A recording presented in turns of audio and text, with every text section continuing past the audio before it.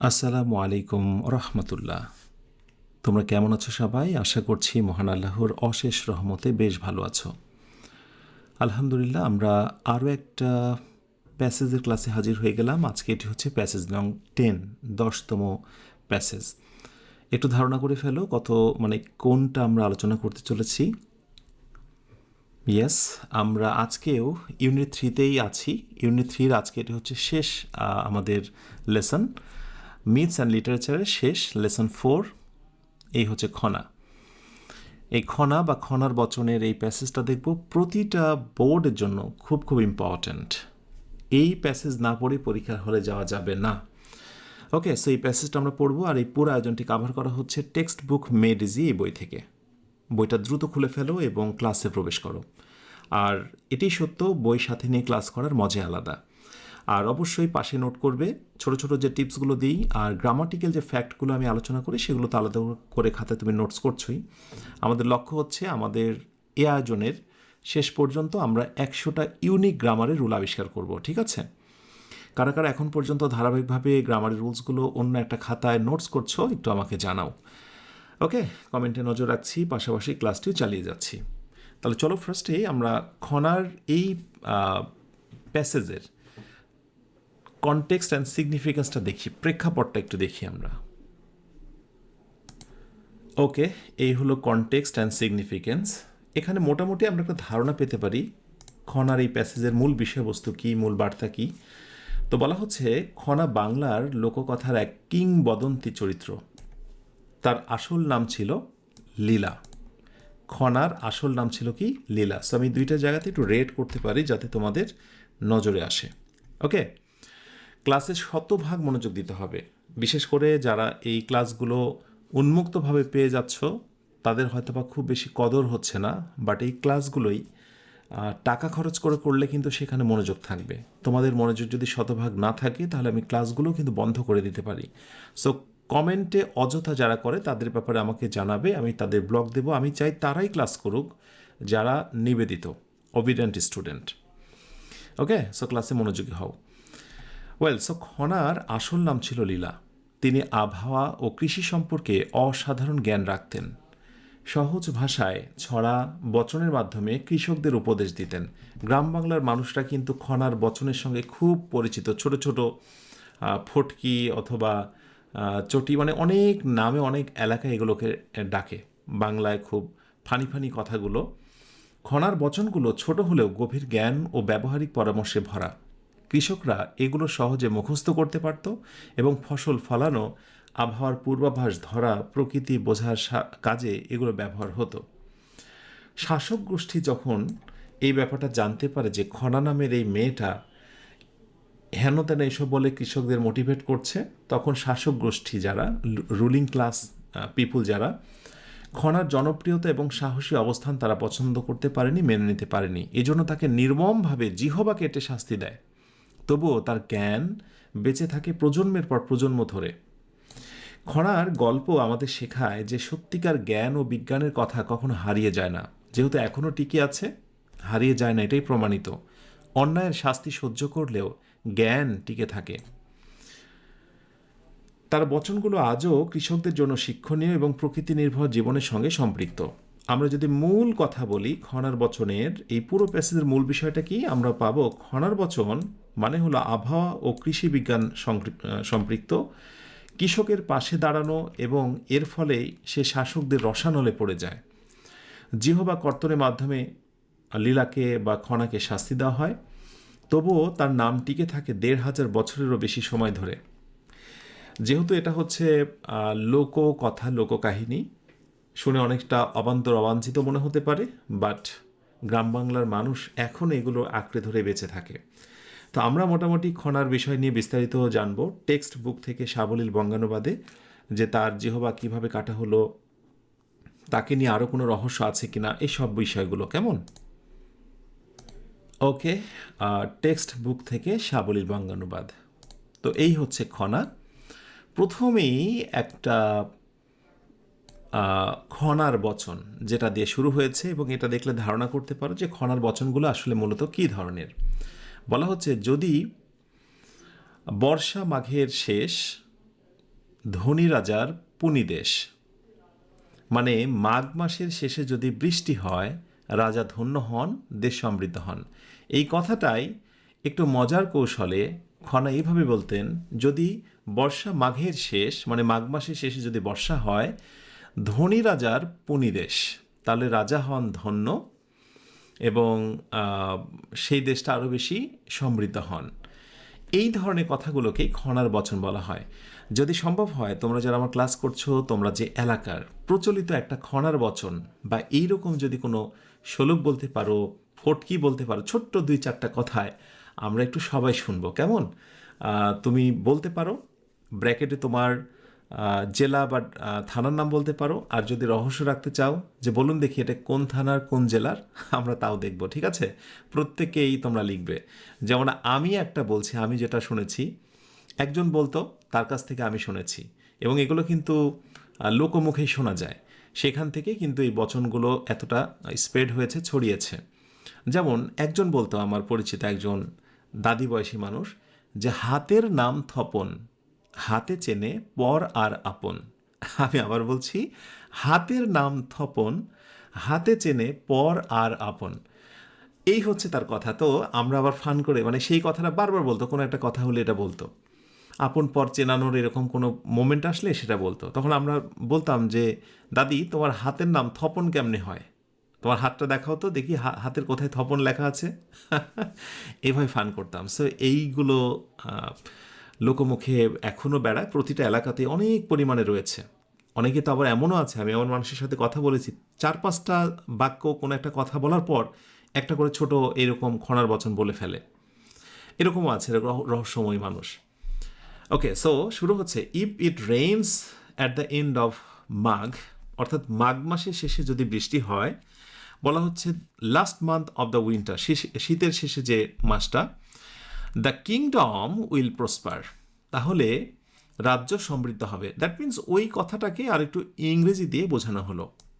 ইপের পরে present tense এবং পরেরটা ফিউচার টেন্স। নিশ্চয়ই তোমাদের মনে আছে, এটাকে বলা হয় ফার্স্ট কন্ডিশন। কি বলো তো?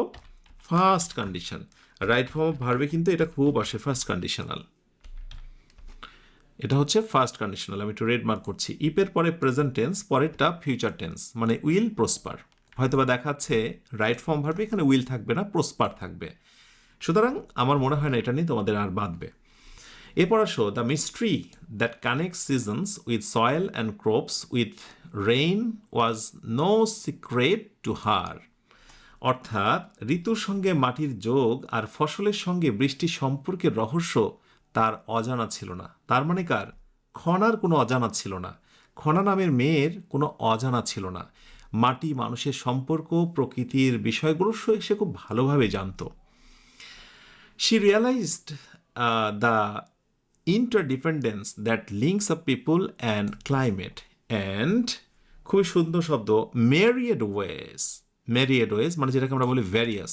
এই ম্যারিয়েডের সমর্থক শব্দ হচ্ছে ভ্যারিয়াস, VRIOUS, ভ্যারিয়াস। ম্যারিয়েডের সমর্থক শব্দ যে ভ্যারিয়াস, ম্যানি, এটা তোমরা কারা কারা জানতে একটু জানাও দেখি। মানুষ ও জলবায়ুর হাজারো পারস্পরিক নির্ভরতা সম্পর্কে তিনি বুঝতে পেরেছিলেন। মানুষ এবং জলবায়ুর যে হাজারো পারস্পরিক নির্ভরতা, একে অপরের প্রতি নির্ভরশীলতার ব্যাপারগুলো সে খুব ভালো করে জানত। শি ওয়াজ খনা, আর তিনি ছিলেন আর কেউ নন, তিনি ছিলেন খনা। খনার পৌরাণিক কাহিনী বাংলার লোককথায় গভীরভাবে প্রথিত, মানে এটা একেবারে যুগ যুগান্তর ধরে লোককাথায় যুগ যুগান্তর ধরে এটা চলছে। খোনা অরিজিনালি নেমড লীলা, এইবার বলা হচ্ছে খোনার আসল নাম হচ্ছে লীলা। ওকে, এই লীলা ছিলেন অদ্ভুত প্রতিভাধর একজন নারী। আবহাওয়ার পূর্বাভাস দেওয়া এবং চাষাবাদের নিয়মকানুন পদ্ধতি বোঝার বিশেষ ক্ষমতা ছিল তার। গ্রাম বাংলা মানুষের সঙ্গে মিশে মিশে প্রকৃতি, পরিবেশ, মানুষ সব কিছু সে আত্মস্থ করে নিয়েছিল। এখানে একটা গ্রামাটিক্যাল ফ্যাক্ট হচ্ছে, দ্যাট থেকে শুরু করে এইটুকুর নাম কি তোমরা কে বলতে পারো? আমি একটু হেল্প করি। প্রথমে যদি নাউন থাকে এবং নাউনের পরে যদি দ্যাট থেকে বাকি অংশটা থাকে, এটা কোনো কোনো সময় হয় অ্যাডজেক্টিভ ক্লজ, আবার কোনো কোনো সময় হয় নাউন ক্লজ। মনে রাখবে, দ্য মিস্ট্রি না থেকে যদি এখানে বিশেষ করে স্পেশালি 4টা শব্দ থাকে, আমি বলে দিই 4টা শব্দ: the fact, the belief, the idea, the evidence. আমি আবার বলছি, the fact, the believe, the idea, the evidence. এই 4টা শব্দের পর যদি দ্যাট যুক্ত ক্লজ থাকে তাহলে তার নাম হয়ে যেত নাউন ক্লজ। যেহেতু এই 4টা শব্দের নেই, আমরা এর বাইরের শব্দগুলো থাকলে এটাকে আমরা বলি হচ্ছে মডিফায়ার বা অ্যাজেক্টিভ ক্লজ, শর্টকাটে অ্যাজেক্টিভ ক্লজ। আমি জানি এখনও তোমাদের ক্লজ পড়াইনি, ছোট্ট করে ধারণা দিয়ে রাখলাম, এই জায়গাটা নিয়ে অনেকের ভিতরে কনফিউশন ক্রিয়েট হয়। ওকে, আরেকটি জায়গা ফর প্রেডিক্টিং। সো প্রেপোজিশনের পর যখন ভার্বের সঙ্গে আইএনজি থাকে, এই বলো দেখি, অনেকবার বলেছি আইএনজি যুক্ত অংশটির নাম কি, জেরান্ড অর পার্টিসিপল? প্রেপোজিশনের পরে ভার্বের সঙ্গে আইএনজি হলে সেটার নাম হয়ে যায় জেরান্ড। প্রেপোজিশনের পরে ভার্বের সঙ্গে আইএনজি হলে তার নাম হয়ে যায় জেরান্ড।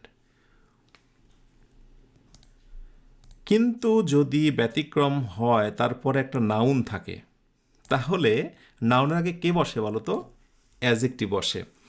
তখন কিন্তু ফর প্রেডিক্টিং ওয়েদার মানে for beautiful weather, for bad weather, এখানে বিউটিফুল ব্যাড মানে অ্যাজেক্টিভের মতো কাজ করছে। সো প্রেপোজিশন আর নাউনের মাঝখানে যখন শব্দটা বসে ওটা কিন্তু অ্যাজেক্টিভ হয়ে যায়, দ্যাট মিনস পার্টিসিপল হয়ে যায়। বেসিক্যালি প্রেপোজিশনের পরে জেরান্ড হয় বা নাউন হয়, কিন্তু নাউনের পূর্বে বসেছে, দ্যাট মিনস সেটা অ্যাজেক্টিভ বা পার্টিসিপল। যারা বলতে পেরেছো তোমাদের প্রত্যেককে অভিনন্দন। আচ্ছা, নেক্সট স্লাইডে যাই। একটা কথা মনে রাখবে, আমরা শুধুমাত্র অনুবাদ পড়ছি না, ভিতরে লুকিয়ে থাকা গ্রামাটিক্যাল রহস্যগুলো দেখছি, যেগুলো থেকেই একাডেমিক, এরপর অ্যাডমিশন প্রশ্ন হয়। অথচ এইগুলোই আমরা দুর্দান্ত গ্রামারের রুল ভেবে ভয়ে বসে থাকি। আমরা সেন্টেন্সের মধ্যে থেকে গ্রামার আবিষ্কার করব। কেমন? Her wisdom was shared through memorable rhyming verses known as Khana's word or খনার বচন। অর্থাৎ তার এই জ্ঞান ছড়িয়ে পড়েছিল স্মরণযোগ্য ছন্দময় খনার বচন নামে, যেটা বলছিলাম খনার বচন, খনার বচন নামে ছড়িয়েছিল। ওকে, সো দিস সেইং দো simple and easy to remember. এই কমার অংশটুকু খেয়াল করো, কমার অংশটুকু, এগুলো হচ্ছে অ্যাডভার্বিয়াল ফ্রেজ। এইটা আর এইটা হচ্ছে ভার্বের সম্পর্ক। তার মানে কমার ভিতর যা আছে তার সঙ্গে ভার্বের সম্পর্ক থাকে না, ভার্বের সম্পর্ক হয় একবারে প্রথমে বসা সাবজেক্টের সঙ্গে। দিস সেইংস ওয়ার, হ্যাঁ, filled with deep knowledge and practical advice for farmers. আর এই কথাগুলোই, খনার এই বচনগুলোই, যেগুলো কি হতো, সহজ ও মনে রাখার মতো উপযোগী হলেও কৃষকদের জন্য ছিল গভীর জ্ঞান এবং ব্যবহারিক পরামর্শে ভরা। সো ফিল উইথ, এরপরে কিন্তু ফিল ইনও হতে পারে, তাই না? কোনো বিষয়বস্তু দিয়ে যখন কোনো কিছু সমৃদ্ধ হয় তখন হচ্ছে সেটা ফিল উইথ। আর ফিল ইন, বেসিক্যালি আমরা ফিল ইন প্লাস সামথিং, যেমন হচ্ছে যে fill in the form, fill in the gap, বিশেষ কোনো বিষয় সেটি দ্বারা ফিল হলে সেটাকে ফিল উইথ, ফিল উইথ, তাই না? আরেকটা জিনিস আছে ফিল আপ। ফিল আপ হচ্ছে পরিপূর্ণরূপে কোনো কিছু পূর্ণ হওয়া। যেমন আমি ওই যে গ্লাসটা পানিতে পূর্ণ, এরকম কিছু একটা। অথবা যদি বলা হয় যে fill the glass, fill up the glass, হ্যাঁ, ফিল আপ দ্য গ্লাস, গ্লাসটা ফাঁকা আছে, তখন বলছি ফিল আপ দ্য গ্লাস, মানে পানি দিয়ে পূর্ণ করো, কিছু একটা পূর্ণ হয়নি, পূর্ণ করব, ফিল আপ। ওকে, সো এরপরে আসো, Khana used her knowledge to help the peasants. Khana খুব তার এই জ্ঞান দিয়ে কৃষকদের সাহায্য করতো, but her actions often challenged the ruling classes. কিন্তু তার এই আচরণ শাসক গোষ্ঠীর ক্ষেত্রে অনেকটা তাকে বিরাগ ভাজন করে তোলে। মানে শাসক গোষ্ঠী যারা ছিল, শাসক যারা ছিল, তার এই আচরণে খুশি হননি। কৃষকদের যেন তেন বুঝাও বাবা তুমি, খনা তুমি কিন্তু শত্রু হয়ে গেলে। এটাই নিয়ম, যে ভালো কিছু চায় সে অটোমেটিক্যালি আর টিকতে পারে না। এবং আমি ঠিক যখন এই ক্লাসটা নিচ্ছি তখন এই প্রেক্ষাপটের এই জায়গাটা আমি তুলে ধরতে পারি। জুলাই আপরাইজিংয়ের ফ্রন্ট লাইনে থাকা একজন মানুষ, একজন নেতা, তার নাম হচ্ছে হাদি, ওসমান বিন হাদি।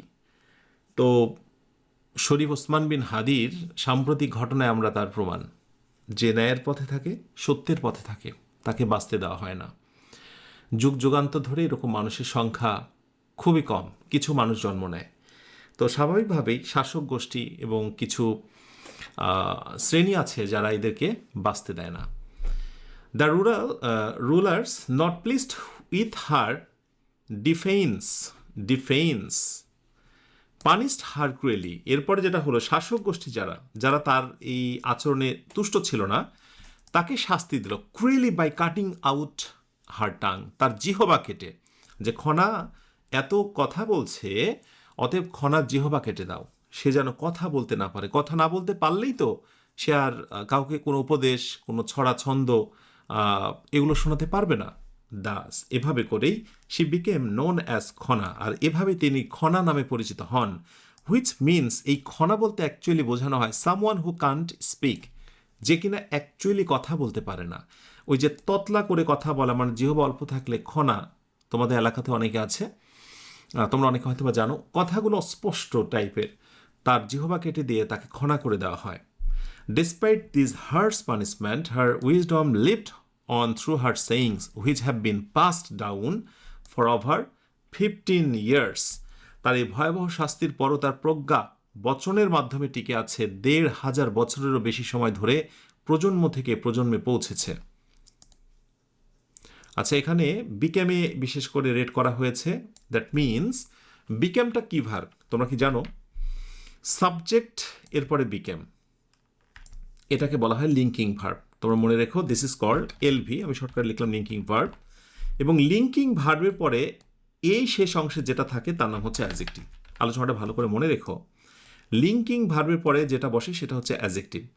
সো এরকম অনেক ভার্ব আছে, be verb, remain, become, fill, fill মানে অনুভব করা, এইগুলোর পর যেটা বসে সেটা লিঙ্কিং ভার্ব, এর পরে বসে অ্যাডজেক্টিভ। এবং এই অ্যাডজেক্টিভকে আবার একটা জিনিস বলা হয়, সেটা হচ্ছে কমপ্লিমেন্ট। কি বলা হয়? কমপ্লিমেন্ট। পুরোটা লিখবো না, COMPLEMENT, কমপ্লিমেন্ট। কমপ্লিমেন্ট, ঠিক আছে? এইটুকু লিখে রাখো। অ্যাডজেক্টিভ লিঙ্কিং ভার্বের পরে যেটা বসে সেটা হচ্ছে কমপ্লিমেন্ট। লিঙ্কিং ভার্বের আমি আরেকবার তালিকা বলছি, বি ভার্ব, অ্যাম, ইজ, আর, ওয়াজ, আর, এর সঙ্গে ধরো বিকাম বা বিগেম পাস্ট টেন্স, রিমেইন, এরপরে স্টে, তারপরে ফিল, ফিল মানে অনুভব করা ইত্যাদি, এগুলো লিঙ্কিং ভার্ব। ঠিক আছে? ওকে, নেক্সট স্লাইডে যাই। পরের স্লাইডে বলা হচ্ছে there are many versions of Khana's story, অর্থাৎ খনার গল্পের অনেক সংস্করণ প্রচলিত আছে। ইয়েস, যেহেতু এটা লোককথা, লোকমুখে, অতএব এই খনাকে এর উৎপত্তি অরিজিন নিয়ে বেশ মতানৈক্য রয়েছে।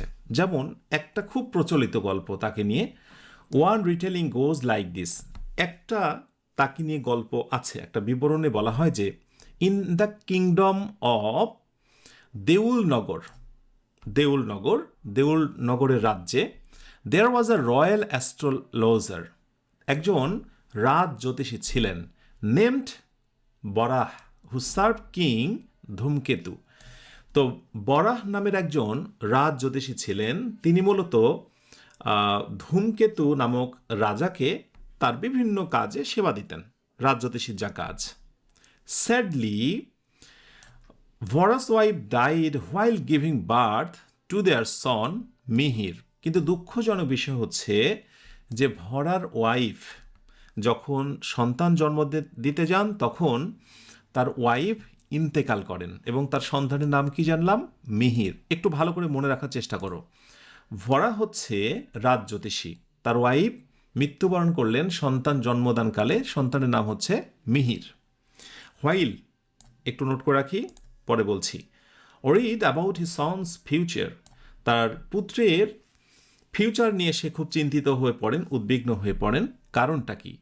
ভরা স in the star that Mihir was ডেস্টিন for a life of travel and death, যেহেতু ভরা ছিলেন একজন জ্যোতিষী, তাই সে দেখতে পেল তার সন্তানের ভবিষ্যৎ, দেখলো যে তার সন্তানের জীবন বিপদাপন্ন। ওই যে কথা বলা আছে, বড় নক্ষত্র দেখে বুঝলেন মিহিরের জীবন, অর্থাৎ তার সন্তানের জীবন বিপদ ও মৃত্যুর ছায়া ঘনিয়ে এসেছে। সে খুব চিন্তিত হয়ে পড়ল, হার্ট ব্রোকেন, হৃদয় ভেঙে গেল। Varaha decided to save Mihir by placing him in a copper pot and setting the pot afloat on the river Bidyadhari. এরপরে কি করলো? সন্তানকে তামার একটা হাঁড়িতে বসিয়ে নদীতে ভাসিয়ে দিল। এই প্রাচীনকালের গল্পগুলোতে এটা দেখা যায়, বেহুলা লক্ষিন্দারেও আমরা দেখেছি ভেলাতে ভাসিয়ে দেওয়া, এখানে দেখছি তামার হাঁড়িতে রেখে ভাসিয়ে দেওয়া, এই প্রথা। আর ভাসতে ভাসতে কোথায় যাবে দেখা যাক। দ্য বেবি, অর্থাৎ বেবিটাকে Mihir, was found and rescue in Sri Lanka, তাকে শ্রীলঙ্কাতে পাওয়া হয়, উদ্ধার করা হয়। Where he was raised by the king, সেখানে শ্রীলঙ্কার রাজা তাকে বড় করে তোলেন। As he grew up in the royal court, যেহেতু সে রাজদরবারে বড় হচ্ছিল, বড় হওয়ার পর he married the king's daughter, এবং অবশেষে মিহির রাজারই কন্যাকে বিয়ে করলেন। তার কন্যা বা কি, অ্যান অ্যাস্ট্রোলজার হারসেলফ, সে নিজেও কিন্তু একজন জ্যোতিষী, এবং তার নাম হচ্ছে লীলা। এই হচ্ছে একটা কাহিনী, যে এই লীলা যেন তেন লীলা নয়, এই কাহিনী প্রচলিত। এই লীলা হচ্ছে রাজ দরবারের লীলা, রাজার মেয়ে হচ্ছে লীলা, মিহিরের সঙ্গে যার বিয়ে হয়, এর একটা কাহিনী পরে অংশটা দেখছি। তার আগে বলি, ম্যানি কোথায় বসে? ম্যানি কাউন্টেবল নাউনে পড়ে বসে, মানে যেগুলো গণনা যায়, ভার্সনস, এ একটা যেগুলো গণনা করা যায় সেগুলো পূর্বে ম্যানি বসে। আর মাছ বসে কোথায়? যেগুলো গণনা করা যায় না, যেগুলো গণনা করা যায় না। আমি ছোট্ট এখানে একটা টেস্ট দিই তোমাদের, তাহলে মনে রাখতে সুবিধা হবে, এবং মনে রাখবে এটা খুব খুব পরিমাণে আসে। যেমন I have many, F R I E N D S, friends. On the other hand, আমি ম্যানির মতোই বলবো আই হ্যাভ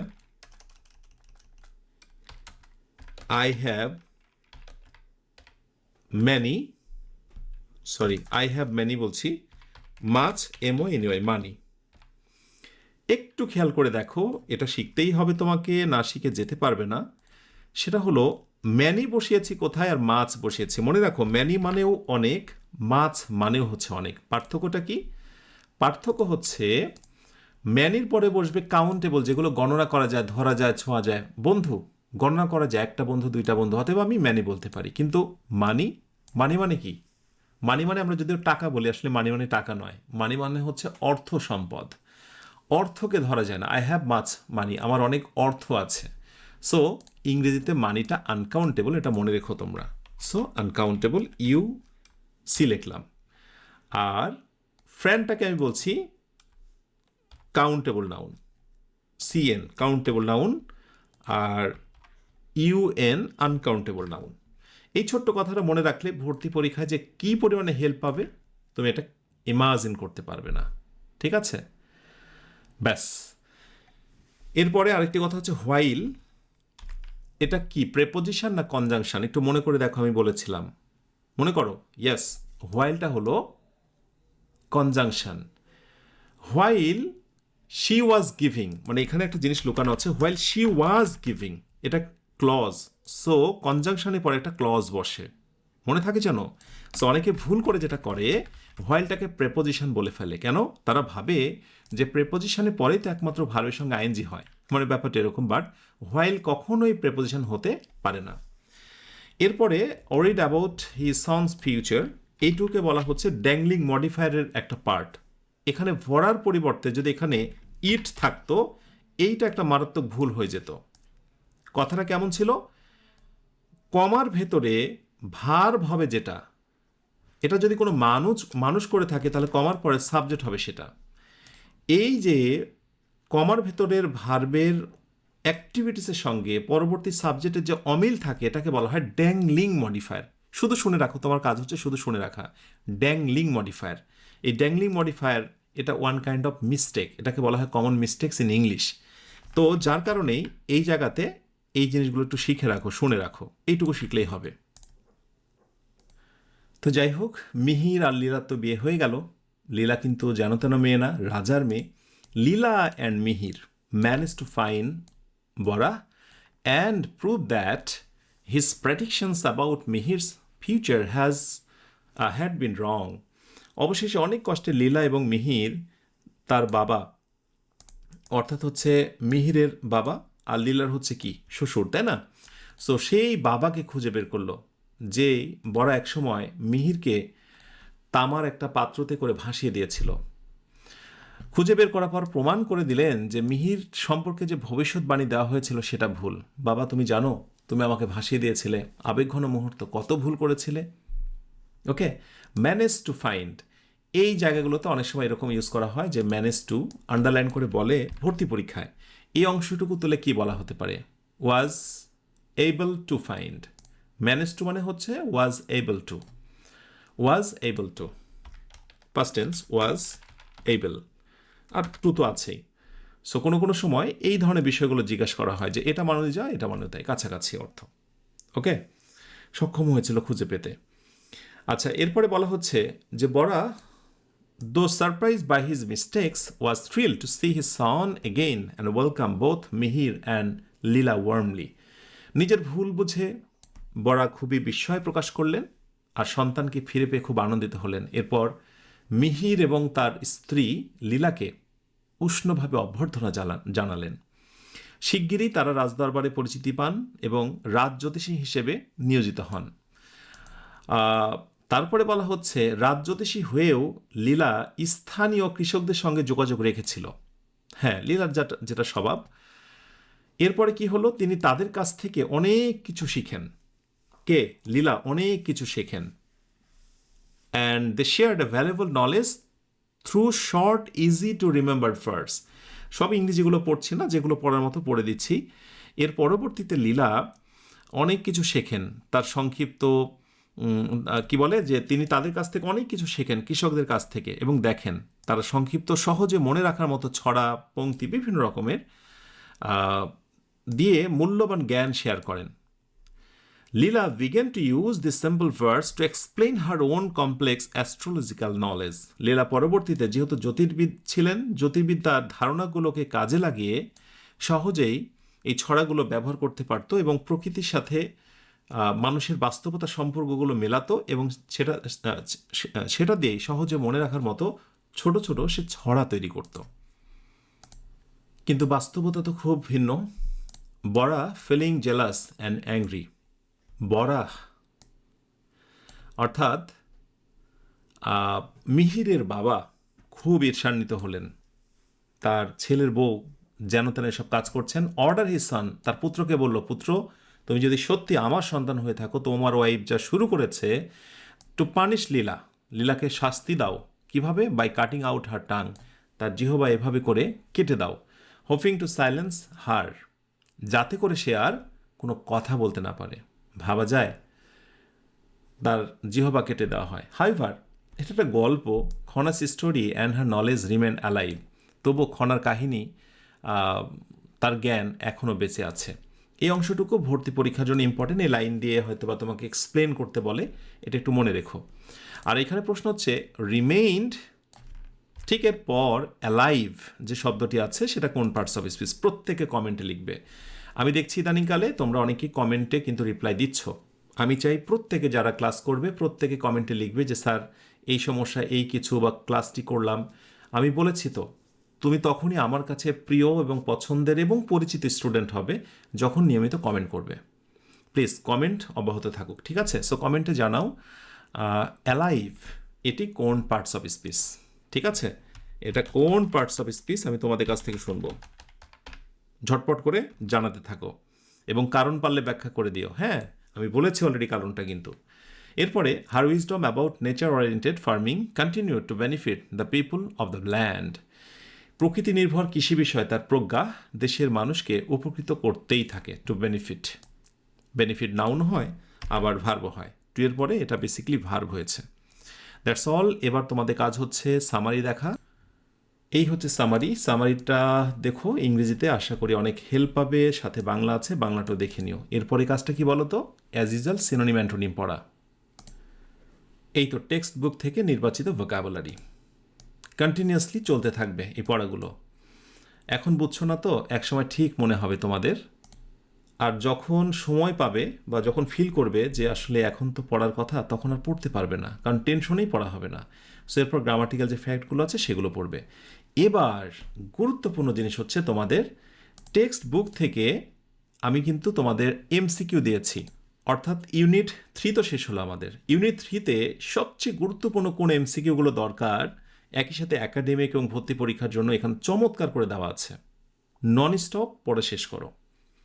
কারা কারা আগের লেসনগুলো 1, 2, 3 পড়েছো এবং 3ও পড়বে বলে, আগের লেসন 1, 2 পড়েছো ইউনিট, এবং 3ও পড়বে বলে প্রত্যয় ব্যক্ত করছো, দয়া করে কমেন্টে লেখো যে স্যার পড়েছি এবং এটাও পড়ে শেষ করতে চাই। পরীক্ষা খুব কাছে আসলে তোমরা বেশি পড়াশোনা শুরু করো, অথচ বোঝোই না যে একজন ভালো শিক্ষার্থীর বৈশিষ্ট্য হলো সে পড়াশোনাগুলোকে আগের থেকে সাজিয়ে নেয়, সেলফে বই সাজানোর মতো করে ব্রেনেও তার পড়াগুলোকে সাজিয়ে রাখে। প্লিজ আজকের পর অবহেলা না করে আমার কথাগুলো শোনো, এখন থেকে সিরিয়াস হও। ওকে, তাহলে এই ছিল মোটামুটি আজকের আলোচনা। স্বপ্ন পূরণের এ পথে তোমরা যারা লেগে আছো তোমাদের প্রত্যেকের জন্য দোয়া করি। আশা রাখছি মহান আল্লাহ তোমাদের সবাইকে তোমাদের স্বপ্নের পথে নিয়ে যাবে, স্বপ্ন পূরণের জন্য যা দরকার সাহায্য করবে ইনশাআল্লাহ। শুধু তোমরা নেক নিয়তে পরিশ্রম করে যাও, কোনো প্রতিবন্ধকতাকে কখনো প্রশ্রয় দেবে না। ছোটোখাটো বাধাগুলো অতিক্রম করতে পারবে এমন আশাবাদী হও। আর সবশেষে আরেকবার মনে করে দিই, পুরো আয়োজনটি কাভার করা হচ্ছে টেক্সট বুক মেড ইজি এই বই থেকে। দ্রুত বইটা সংগ্রহ করে নাও এবং পরবর্তী ক্লাসে আমার সঙ্গে অ্যাটেন্ড হও। আর যখনই তুমি ক্লাসটা পেয়ে যাবে, জাস্ট একটা কথা বলে দিই, টেনশনের কোনো কারণ নেই। সমস্ত ক্লাসগুলো ইংলিশ মজা ইউটিউব চ্যানেলে দারুণ করে সাজানো আছে। আশা করি তোমরা প্রত্যেকেই ক্লাসগুলো করছো।